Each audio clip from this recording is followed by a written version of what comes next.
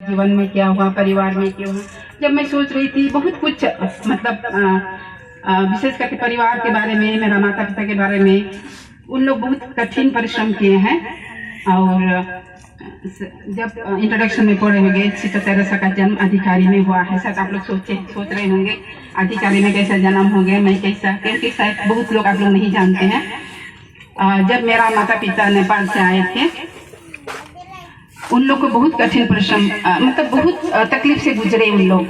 हम लोग, मेरे सबसे बड़ी दीदी पौलिना जो है, उनका एक अलग गांव में जन्म हुआ, वहाँ हम लोग थे कुछ दिन। उसके बाद उन लोग फिर शिफ्ट होकर के अब जो यहाँ आएंगे, वहाँ एक कोना है, जब मोड़ेंगे वहाँ एक खाली स्थान है, उधर मेरा माता पिता सेटल हुए थे।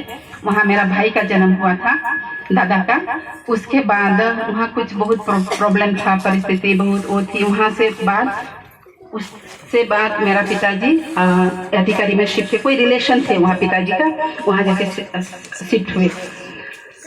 और जब मेरा पिताजी यहाँ था, जो सेकंड प्लेस में जहाँ मेरा भाई का जन्म हुआ, वही एक नेपाली परिवार था उसका, वे दोनों, उनका दोनों का देहांत हो गए थे। और उनको जो गाड़ने के लिए कोई नहीं था, मेरा पिताजी अकेले गाड़ा। माँ भी, उनका बेटी हमारे साथ बड़ी पड़ी, जैसा पिताजी पांचवी बेटी की तरह उनको रखे। उनका भी देहांत हुआ है कुछ साल पहले। तो उनको गाड़ने के लिए मेरा पिताजी अकेले था, कोई नहीं, छुआछूत था। जैसा जब भी मैं सोचती हूँ मेरा परिवार के बारे में, हर फिल्म में कोई निर्माता होता है ना, फिल्म होता है ना, तो हम लोग कुछ ना कुछ बहुत चैलेंजिंग परिस्थिति पर वो करता है। तो उसके बाद हम लोग देखते हैं, तो लेकिन फिर निर्माता ऐसा कर देता है कि सब कुछ हल हो जाता है ना। मतलब हर फिल्म वैसा होता है कि नहीं? सही है कि नहीं? मैं जो बोलती हूँ सही है ना? ठीक वैसा मेरा पिताजी, मेरा माँ बाप का जीवन भी एक फिल्म का तरह है, और ईश्वर अपने उसका निर्माता था। बहुत कठिन परिश्रम था। जब मैं बोलती, मेरा जन्म अधिकारी में हुआ था, मेरा पिताजी पैदल इधर आते थे काम करने के लिए। उसके बाद वहाँ भी बहुत तकलीफ था। तो मेरा पिताजी, हम तीनों जन को लेकर, हम लोग उस समय, मेरा अडॉप्टेड सिस्टर, मेरा दादा, मेरा दीदी और मैं, 4 बच्चे और माता पिता। मैं छोटी थी, बहुत छोटी थी, गोदी लेकर के अधिकारी से पैदल आए। शायद उतना ही हमारा क्या प्रॉपर्टी था, शायद ऐसा जो ढो के लाते थे मेरा पिताजी, वो ढो करके यहाँ आके सेटल हुए हैं। तो एक प्रकार का कहने का मतलब, इतना उन दिनों जंगल, बहुत जंगल था। आप सोच सकते हैं 71-72 में कैसा था, रास्ता नहीं था शायद। पिताजी बताते हैं कि ऐसा में आए, रास्ता में बैठ करके रो रहे थे, क्योंकि इतना जंगल पार होना है, जीव अभी भी बाघ भालू कुछ भी हो सकता था, लेकिन ईश्वर साथ था। ईश्वर, मेरा पिताजी, मेरा माँ बाप का मेरा माँ बाप का जो जीवन था, उनका ख्याल रखता था। हम लोग उन दिनों भी विश्वासी नहीं थे, यहाँ आके सेटल हुए। यहाँ भी बहुत कठिन परिश्रम करना पड़ा। मेरा पिताजी कुछ कारण था जिसके कारण मेरा पिता 9 महीना जेल में थे, और मैं छोटी थी उस समय। और मेरी माँ, उसका जितना भी गहना था सब बिक्री करके पिताजी को छुटाया। फिर हम लोग धीरे धीरे ईश्वर को ग्रहण किए। और माँ बोलते थे, जब माँ चली जाती थी, माँ अकेले संभालती थी हम लोगों को, तभी भी मेरी माँ भी बहुत हिम्मत वाली थी। पूरा परिवार को संभाल के रखी दुख तकलीफ में, मेरा पिताजी के एब्सेंस में। और धीरे धीरे हम लोग, ईश्वर की कृपा हम पर बनी रही। एक बार हम लोग क्रिस्तीय धर्म ग्रहण किए, तो फादरगण हमें बहुत मदद किए, बहुत ख्याल रखे।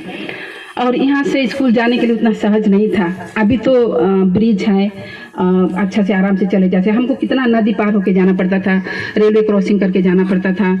मस्त में गए हम लोग, बहुत एंजॉय किए। भैया माई, जैसे फादर दीपक बोलते थे, आते समय मछली मारते थे। मतलब बहुत, एक बार हम लोग सेटल किए तो माता पिता हम लोग को बहुत फ्रीडम दिए, बहुत पढ़ाए लिखाए, कोशिश किए पढ़ाने के लिए जितना सके। और बचपना यहाँ आके बहुत खुशहाली में ही बीते मेरा। मैं कभी नहीं सोचती कि बहुत तकलीफ था। उसके बाद माता पिता का भी नहीं एहसास करने नहीं दिया कि उन लोग इतना तकलीफ करके हमें बढ़ाया। जब भी हम लोग महसूस करते थे, जानते थे, यहाँ हमारे बगल वाले गांव हैं, वहाँ काम करते थे, और 3 बजे उठ करके धान सब चावल बना करके वहाँ पहुँचा थे। बहुत काम किए हैं, बहुत परिश्रम किए हैं। और पिताजी जैसे बोलते फादर दीपक ने बोला, रोज हर संडे गिरजा जाते थे और प्रार्थना में उनका जो भक्ति है अभी भी पिताजी का, शायद उसी का फल हम 2 बहनें सिस्टर बने हैं। और उसके साथ साथ मैं आज फिर कहना चाहती हूँ कि आप लोग का प्यार, प्रार्थना और आप लोग जो भी किए हैं हमारे लिए कर रहे हैं परिवार के लिए, वो मतलब ईश्वर आप लोगों के थ्रू से हम महसूस करते हैं सब कुछ, सपोर्ट, लव, केयर। एक बार बहुत बहुत धन्यवाद और प्रार्थना कीजिए मेरे लिए, तभी मैं बोलूँगी। मैं होली क्रॉस सिस्टर हूँ, सबको कभी कभी नहीं जानते हैं कौन समाज के हैं। होली क्रॉस सिस्टर सिलीगुड़ी में हमारा प्रोविंशियल हाउस है और हमें ऐसा ऑफिशियली पवित्र पुरुष के धर्म की दया की धर्म बहाने के रूप में हम जाने जाते हैं। और तभी भी 2 शब्द मैं बोलना चाहती हूँ हमारे कांग्रेगेशन के बारे में। हमारा मेन उद्देश्य है समय की पुकार ही ईश्वर की इच्छा। जैसा ज़रूरत होता है हम अपने को ढालते हैं, जैसा कि हमारे सिस्टरगण एंटी ह्यूमन ट्रैफिकिंग जो मतलब एमर्ज होते हैं, जो इश्यू एमर्ज होते हैं, जो प्रॉब्लम होता है, हमारे सिस्टर उसी पर काम करते हैं। एक संस्था है जो हमेशा अपने आप को समाज के मुख्य धारा में जो भी प्रॉब्लम है उसमें काम करते हैं। और इस समाज में रह करके मुझको बहुत मौका मिला, बहुत पढ़ने का मौका मिला, काम करने का मौका मिला, हर एक जगह में, स्कूल में, वृद्धालय में, और जो मंदबुद्धि बच्चे होते हैं, मेंटली चैलेंज होते हैं, उनका साथ काम करने का बहुत मौका मिला, इसलिए मैं आगे बढ़ सकी। उसके बाद अभी मैं समाज सेवा से जुड़ी हुई हूँ। हमेशा सिस्टर लोग मुझको कोऑपरेशन करते हैं, सहायता देते हैं, जो भी मैं चाहती हूँ, कुछ भी मदद मांगती हूँ, हमारे जो प्रोविंशियल सब है हमेशा सहायता देते हैं आगे बढ़ने के लिए, इसलिए मैं कुछ कर पाती हूँ तो नहीं। और फिर मैं कहूँगी ईश्वर की कृपा है मेरे जीवन में, मेरे परिवार में, और उन्हीं की कृपा से मैं आगे बढ़ रही हूँ। आज जब मैं जुबली मना रही हूँ अपना, मैं और एक नई जोश से आगे बढ़ने चाहती हूँ।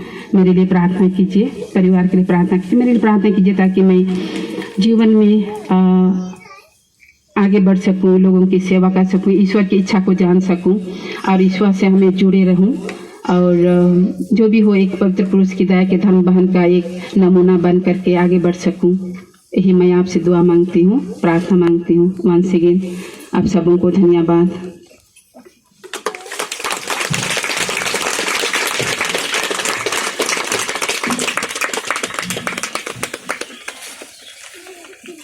सिस्टर ने आज बहुत ही लंबा चौड़ा अपना इंट्रोडक्शन जो दिया अभी, उसके विषय में हम सभी को ही आज बहुत ही भावुक हुए हैं। और ये सबका जीवन में ऐसा ही कहानी है, ऐसा होता है। इसलिए आज ईश्वर को धन्यवाद दें कि आज इस परिस्थिति में आपको लाए हैं, वही ईश्वर का कृपा है, उसे आज हम धन्यवाद देते हुए हम ईश्वर का इस दिन के लिए, उनके लिए बधाई के स्वर हम जोरदार तालियां से अवगत करें। Congratulation sister for 25 years. और हम उन सबों को याद करें। हमारे यहाँ मिशनरीज फादर लोग बैठे हैं बहुत सारे। सर्वप्रथम उनको याद करें जो गायंगा से देख रहे, फादर दूत दाढ़ी वाला नदी पार कर करके आते थे यहाँ पर मिशन कार्य करने। उसका assistant father Thomas violin, father German, उसका असिस्टेंट फादर थॉमस वायलिन, ये सब यहाँ आते थे। उसके बाद में जामीन देखने के बाद में वो लोग यहाँ फादर जेम्स जो अमेरिका में था, अलग वाला जेम्स, गंजल्विस नहीं, वो यहाँ पर थे। उसके बाद में फादर थॉमस भी उसको साथ दे रहे थे कुछ दिन के लिए। बाद में फादर मार्कुस यांजन थे, फादर तेलेसफोर, उसके बाद में फादर जॉन, उसके बाद में फादर गैब्रियल, उसके बाद में फादर जेम्स गोंजाल्विस, उसके बाद में फादर माइकल टोप्पो स्वर्गीय, उसके बाद फादर बासिल, और उसके बाद में तो हम जानते हैं फादर जिबिनियस, फादर